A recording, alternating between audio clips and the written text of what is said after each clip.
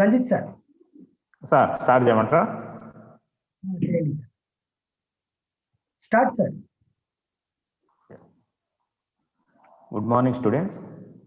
Today we are going to learn control mechanism in plants.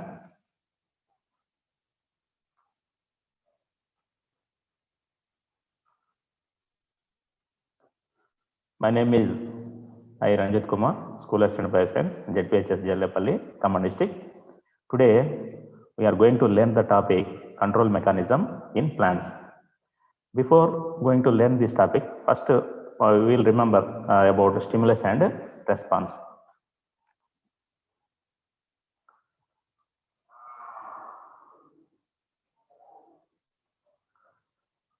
Stimulus.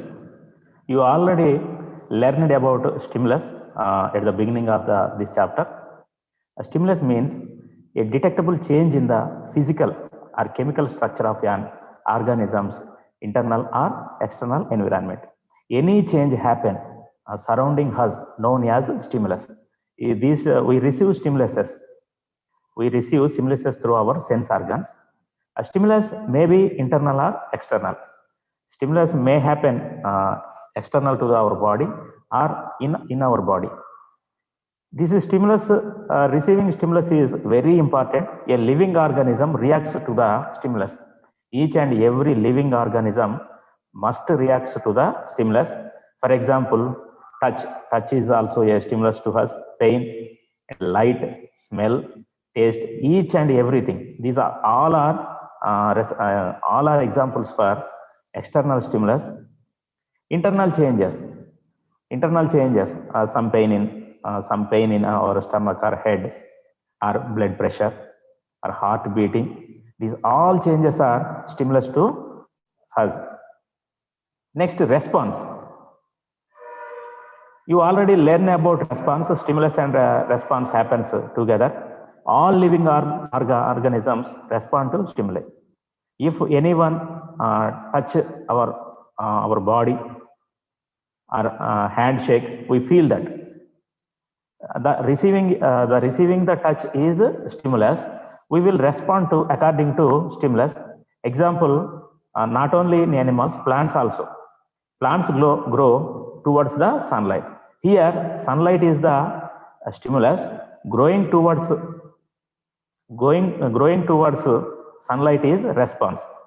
The ability to react to particular stimulus in a particular situation must be of great importance in assuring the survival of the organism. If we see a snake in our classroom or somewhere, that is watching a snake is stimulus, we will respond. We will escape from the situation, or we will fight. This is response. If anyone comes to wish to you, you will wish again. Wishing you is stimulus. Your reply is response. Stimulus and response. There is a sequence of events that brings about responses. Here is a sequence happens in our body. They start from detecting stimulus. Detecting stimulus is the most important. Then the information passes. Then transmission of the information in our body. If we receive any stimulus through sense organs, the information will pass through central nervous system to central nervous system, and then processing the same. Then our brain processes the information and reacts and releases some actions and execution of the appropriate action. First, we receive the stimulus and the information passed to brain, and according to stimulus we will respond. Now let us see control mechanism in animals. Animals receive stimuli through sense organs. We have 5 types of sense organs: eyes, ears, nose, tongue, skin. These all are sense organs. These all organs receive stimulus around us. Sense organs contain group of specialized cells To receive stimuli, sense organs have specialized cells. These cells are called receptor cells. Receptor cells receives stimulus, which produce electrical impulses in responses to specific stimuli. When we receive stimuli, there is a power generated, electric generated, and the information passed through nervous system to central nervous system. Then central nervous system analyze the stimulus and releases react. Animals have two systems. Animals have two systems to perform control mechanism. To receive stimulus and give response, we have two separate systems. First one is nervous system. Nervous system, and second one is endocrine system. You already learned about nervous system and also you learned about endocrine system. These two systems are responsible for the response actions done by the animals. Animals and plants are living organisms. What about plants? Is there any control system is present in plants? You know that there is no nervous system present in plants, and also there is no endocrine system is present in plants. Look at this, there is no nervous system is present in plants. Also, they did not have the endocrine system like animals. Plants do not have nervous system and plants do not have endocrine system. What about control mechanism in plants? Already I said that all living organisms respond to stimuli. Plants also living organisms. So they have to respond. They have to respond to various stimuli. But they did not have nervous system and endocrine system like animals. What will happen in plants? Let me see a activity. Here, see the picture.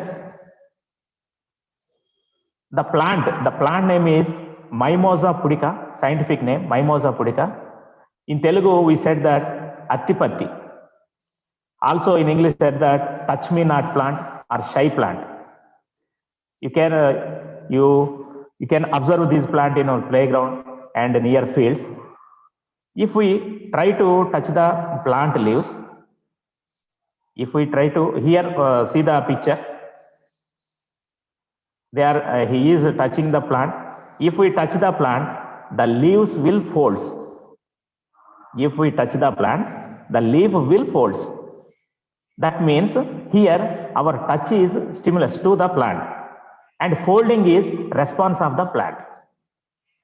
Our touch is the stimulus to the plant and they will react. The leaves will fold. Okay, here our touch is stimulus and folding is the response. Here is a big question is, how does the plant knows our touch? Plant does not have sense organs and plant does not have nervous system and plants does not have proper endocrine system. But they react to the stimuli. When we touch the leaves will fold. How did they know? Look at see another example, tendrils. So many plants like bitter gourd, bottle gourd, they have tendrils. Tendrils of plants growing towards a support.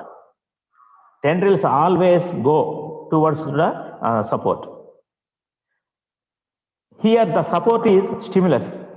The support is stimulus and growing towards tendrils is response from the plant side. Here also, the plants also showing response.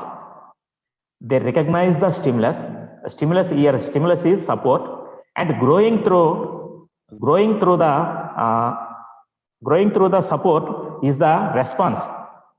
Here also, plant show the response to the stimuli. That means plants also have the ability to show response to various stimuli. But they do not have any sense organs and any receptor cells. And they do not have endocrine system. But they also showing response. How does the tendrils know about the support? And how does the leaves know about the touch? Plants do not have nervous system and plants do not have endocrine system. We already learned about this, but plants have some chemicals. Plants do have some mechanism of control.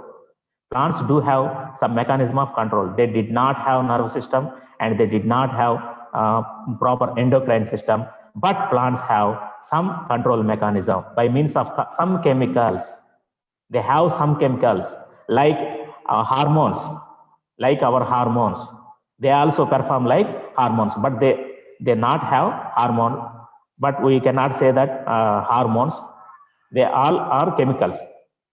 The chemicals present in plants are called phytohormones. Here, phyto means plant.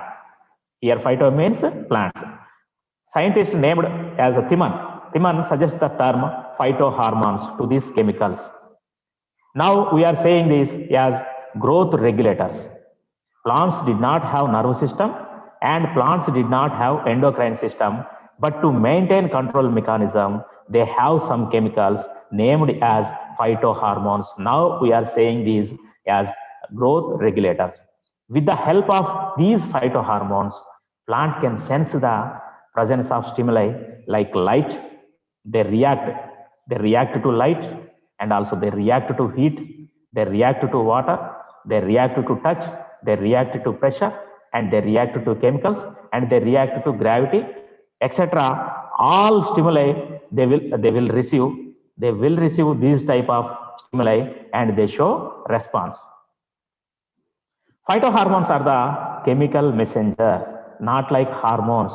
In animals, they have, so in endocrine system, we have so many endocrine glands, and glands release enzymes. Glands release hormones. Hormones pass through the blood and works on various organs. Here, phytohormones are completely chemical messengers. The phytohormones also synthesized in one part of the plant and move to the site of action. Hormones also synthesized in endocrine glands and works on another organ. As like as animal hormones, phytohormones also synthesized in one part of the plant and move to the site of action. Phytohormones are active in a low concentration, even in a low concentration. Hormones also works with very low concentration. They need not a heavy concentration to work an organ. Our hormones also in less quantity. They perform perfectly even in very low concentration, as like as our animal hormones. Phytohormones also perform very well in low concentration and acts on growth and development of plant. Here we have phytohormones are 5 types. In your syllabus, phytohormones are given. 5 types of phytohormones are there: auxins, gibberellins, cytokinins, abscisic acid, ethylene. In plants, there are 2 more phytohormones are also there. You will learn about in your further classes. Now we will learn about these 5 phytohormones. First one is auxins. Auxins are the first plant hormones to be discovered. Auxins are the first plant hormones to be discovered. Auxin is a Greek word, means to increase. The word auxin is a Greek word and the meaning is to increase. You will learn about the experiments Charles Darwin and Went experiments. You will learn in the next class. Now I will explain about auxins. These are the first plant hormones to be discovered. Auxins are synthesized in young leaves. The sites of the auxin, where the auxins are synthesized is young leaves, coleoptile tips, flower buds, fruits, germinating seeds, pollen grains, and root nodules of legumes. Where the growth happens in the plant, there auxins are present. Auxins are responsible for cell elongation. Auxins are responsible for cell elongation. The auxin motivates growth in plants. Auxin promotes growth by doing cell elongation. The growth happen when the cell elongation is happen caused by auxins. The auxin motivates growth in plants due to cell elongation and cell divisions. Next function is root initiation. Auxins are responsible for growth, especially they do cell elongation, and also they have another function, root initiation. Auxins motivates the formation of roots on stem cuttings. Auxins motivates the formation of roots on stem cuttings. There are so many stem cuttings are found. We will follow this procedure in gardening, like rose plant, in also sugar cane. We used stem cuttings for plantation. Here, auxins motivates the formation of the roots on stem cuttings. Auxins and cytokinins, another phytohormone, cytokinins. Auxins and cytokinins, these two are works coordinately. Auxins and cytokinins concentration determines the growth of roots and shoots. When the auxin concentration is higher than cytokinins, root is formed from the callus. When the cytokinins concentration is higher than auxins, shoot is formed. When the auxins concentration is higher than cytokinins, the root is formed from the callus. In tissue culture, we use tissues we use it in the tissue culture. You will learn in 6th chapter about tissue culture. In the tissue culture, we use some tissues. Some tissues to produce plants. In the tissue culture, first callus is formed. Callus forms from the tissues. After forming of callus, we have to produce roots and shoots. We produce shoots and roots. To produce shoots and roots, we use phytohormones. The phytohormones are used to grow the plants in tissue culture. Here, auxins and cytokinins, these two are responsible for roots and shoots growth. If the auxins concentration is higher than cytokinins, then root is formed. If the cytokinins concentration is higher than auxins, shoot is formed. Next one is cytokinins. In 1913, Haberland detected cytokinins. Cytokinins are present in each and everywhere where the cell divisions occur. Cytokinins are present in each and everywhere where the cell divisions occur. Cytokinins are responsible for cell divisions. For example, the location, the sites of cytokinins is apical meristems, developing seeds, etc. Where the cell division is occur, there cytokinins are present. Cytokinins promotes cell division along with auxins. We already know that auxins and cytokinins works together. So cytokinins promotes cell division. Along with auxins. Cytokinins promotes lateral bud sprouting. In plants, lateral branches. To grow lateral branches, we have to apply cytokinins. These are responsible for lateral buds sprouting. Senescence. We know that leaves will drop after they die. The aging process in plants is known as senescence. We know that plants plants looks in green color. After completion of the age, they will become yellow. After the change in the color, that means they will die, and they drop. The aging process is in plants is known as senescence. This phenomenon is known as senescence in plants. Cytokinins delay the aging in leaves. If we use cytokinins, they delay the aging process in leaves. That means leaves will fresh if we use cytokinins. This is very important in agriculture, because leafy vegetables, we can preserve leafy vegetables fresh using cytokinins. And buds also, flower buds, we can keep fresh flower buds using cytokinins. So to keep leafy vegetables and buds fresh, cytokinins are used. These next function is opening of stomata. You already learned about stomata and its structure in previous classes. You know that there is a pore between the guard cells. This is known as stomata. Two guard cells are present in this picture. Cytokinins increase the potassium ions concentration in guard cells. Cytokinins increase the potassium ions concentration in guard cells and helps in the opening of stomata.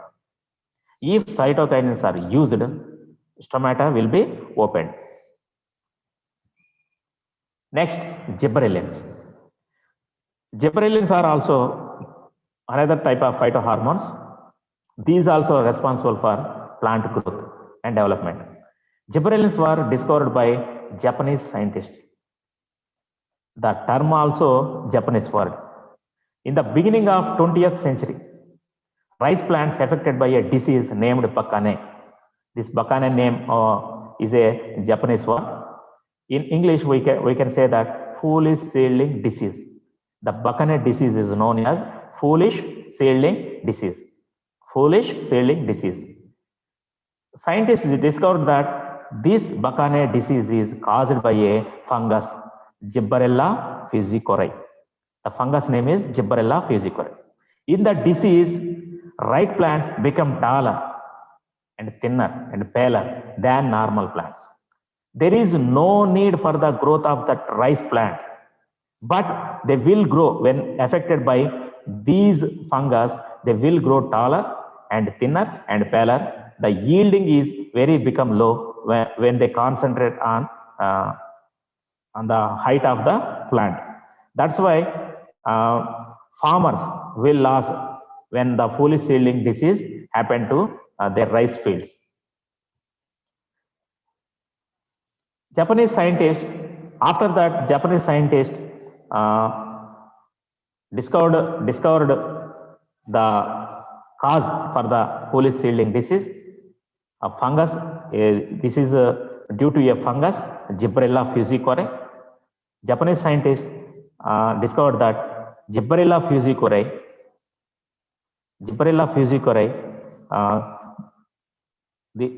giving some chemical,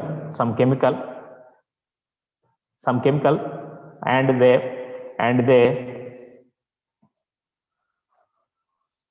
Gibberella fujikuroi is a fungus. These fungus, Gibberella fujikuroi, giving some chemical. Due to these chemical effect, plant become thinner and paler than normal plants. After scientists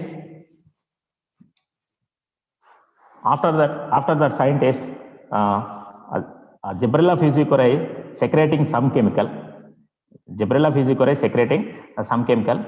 Due to these chemical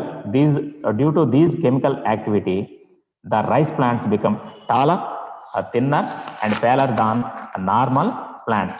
After that, scientists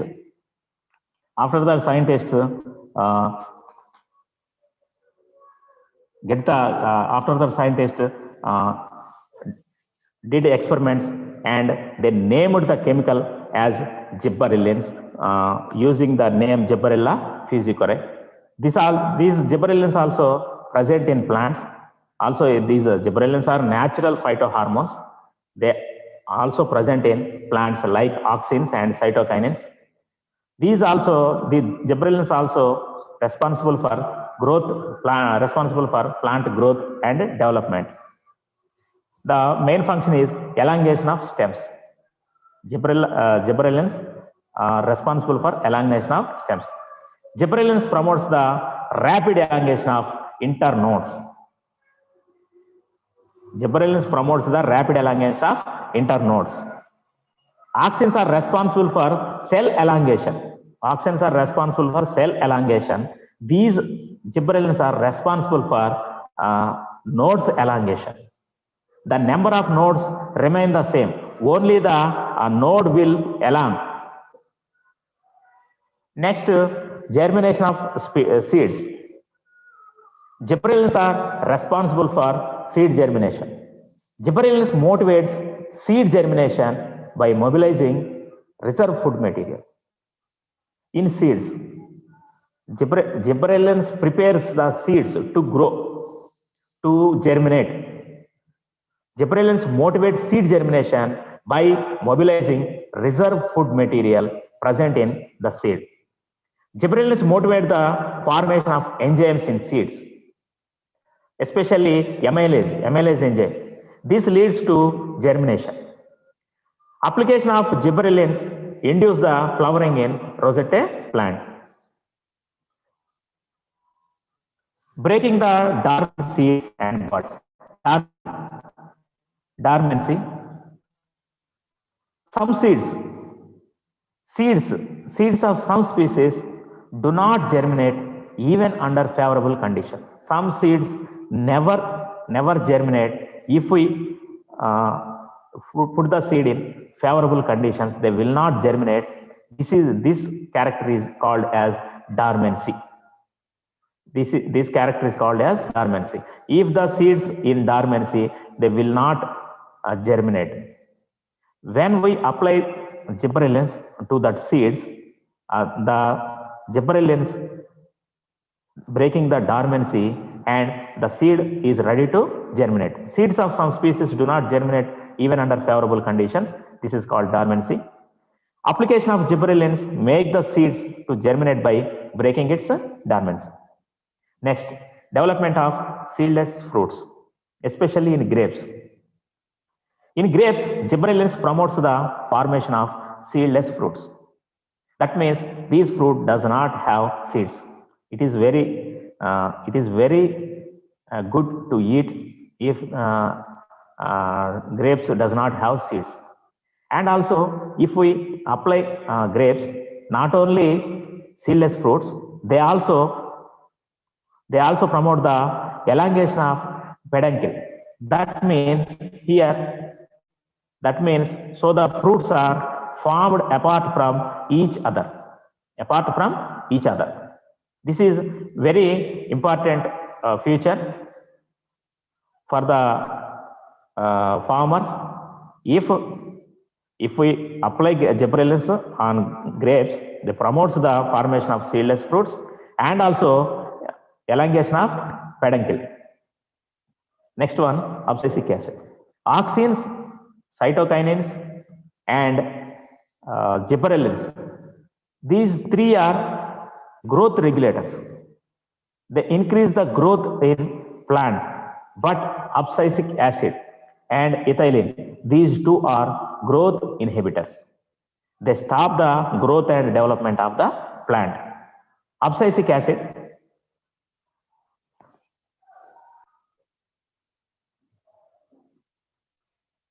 Cytokinins are responsible for opening of stomata, but abscisic acid close the stomata. If abscisic acid is present, the stomata will be closed. This is also a good feature. If the conditions are not favorable in drought conditions or water scarcity, abscisic acid gets accumulated, due to which the stomata loss and help to conserve water. In drought conditions, if the stomata are closed, the water will remain in the plant, they will survive. So this is a good feature from the abscisic acid side. Next, seed dormancy and senescence. We already learned gibberellins breaks the seed dormancy, and cytokinins delay the senescence. But abscisic acid promotes seed dormancy. If abscisic acid is present in high concentration, the seed will go in dormancy position. If it dormancy means that the seed will not germinate. And also ABA promotes aging of leaves. Cytokinins delay the age. Cytokinins delay the aging process, and cytokinins helps to fresh, to keep fresh the leafy vegetables. But abscisic acid promotes aging of leaves, and encourage the falling of leaves. Abscisic acid promotes seed dormancy, and abscisic acid promotes aging of leaves. If we apply abscisic acid, the leaves will fall. So we are saying abscisic acid as growth inhibitor. Last one, ethylene.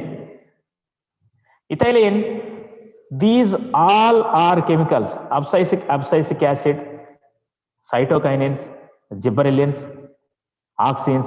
These all are chemicals and in liquid form, but ethylene is in gaseous form.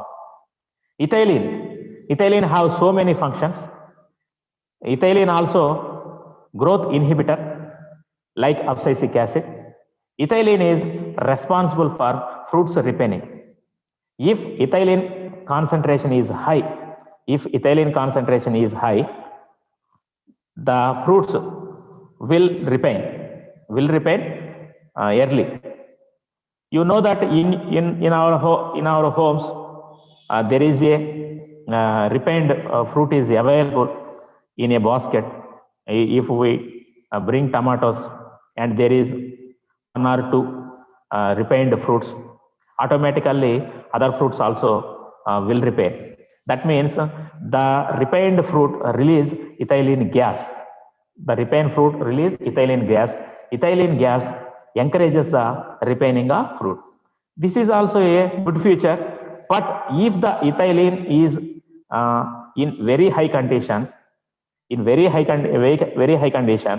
proper growth is not happen in the fruit. They also ripen like this. If the fruit is in a very perfect size and grow well size, then if ethylene is released, the ripening is helpful to farmers. But ethylene is in very high concentration. There is a small here. You look at here, the fruit is very small size. If we apply ethylene to this fruit, this fruit will ripen. That means it's a very loss to farmers. So ethylene is also a growth inhibitor.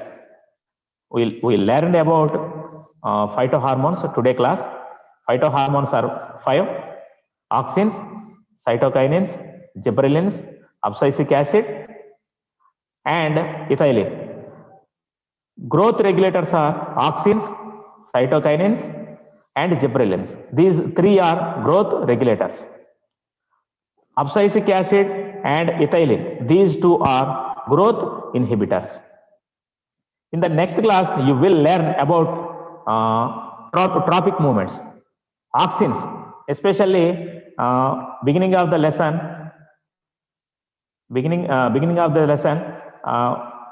I said two activities.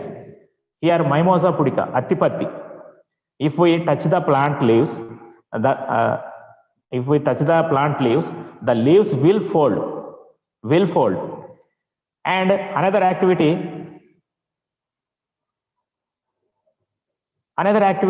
tendrils. Tendrils grow towards stimuli. I asked you a question, how this happens? This happens due to phytohormones. But why this happening? Why this happening? Why this movement happening? Why this movement happening? In this side, this direction. Tendrils, why the tendrils? The tendrils grow direction towards support. What happened in the plant? These all movements you will learn in the next class. Next class, very important class in 10th class. In 10th class syllabus. In 10th class syllabus, 4 marks question. 4 marks question, tropic movement and also Gnostic movements. There are geotropism, phototropism. These all you will learn in the next class. Also, you will learn about how phytohormones are found. What are the experiments done by our scientists? You will learn in the next class. So don't miss the next class. Thank you.